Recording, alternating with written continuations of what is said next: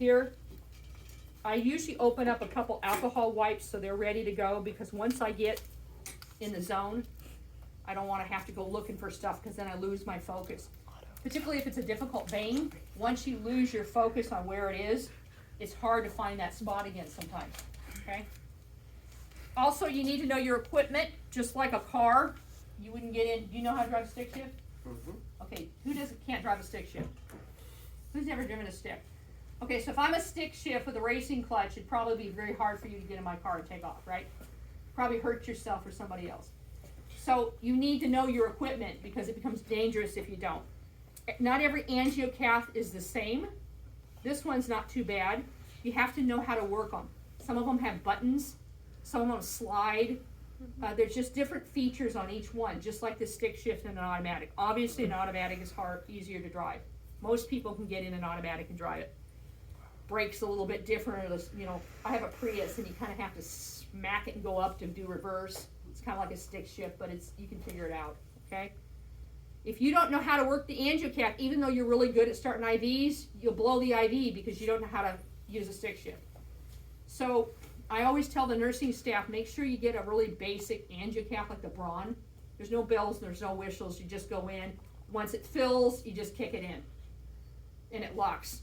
So sometimes, like the Veterans Hospital had tubings hanging off of it and had a guide wire.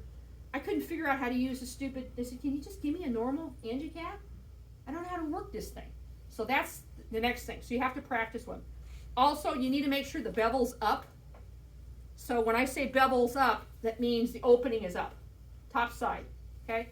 Also, a lot of these, you have to loosen them because they come with I don't know if it's a glue or an adhesive or something in the packaging. You get in and then it won't slide because you didn't loosen this, okay?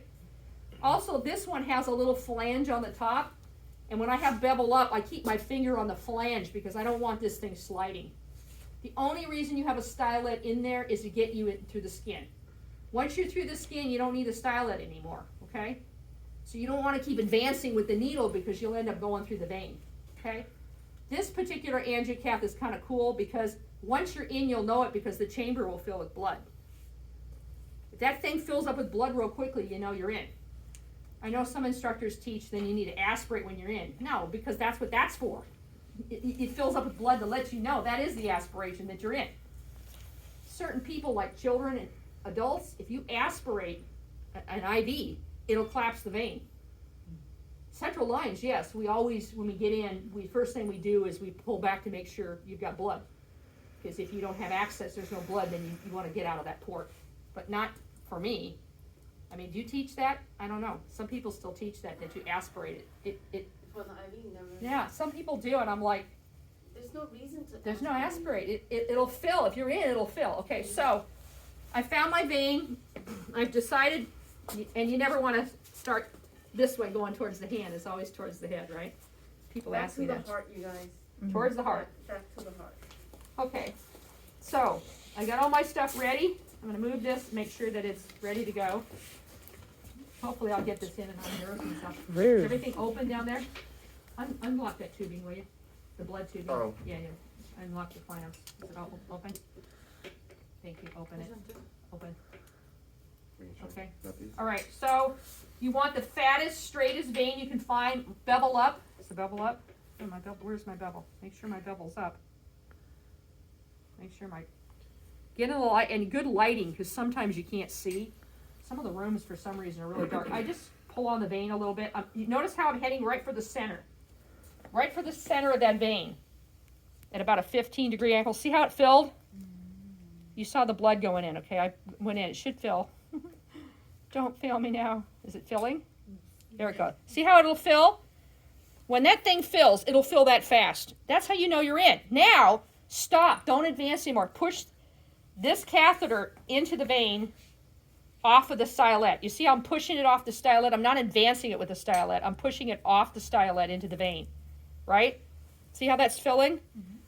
And before I pull that off, okay, I'm going to see how the blood will come out. I know I'm in.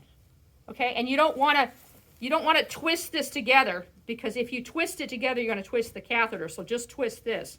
You know when you're doing a tire, sometimes it's spinning while you're trying to put the lug nut on? Okay?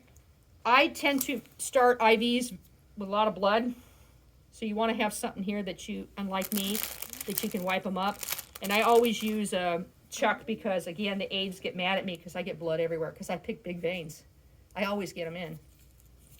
And I always pick big veins.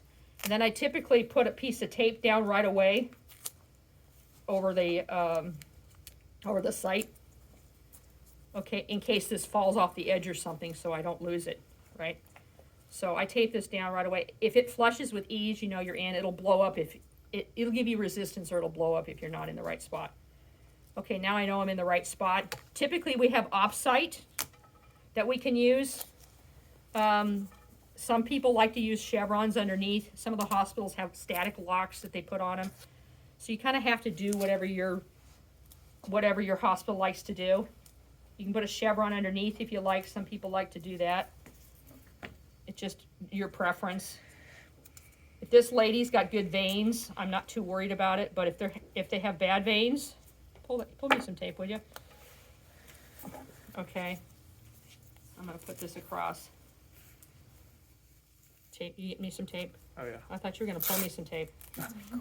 Don't let the instructors struggle, right? If she is a problem, I will probably put some cling. Do we have any cling around here? What's that? Cling. Then you want to take a Sharpie. Anybody got a Sharpie on them? I have a.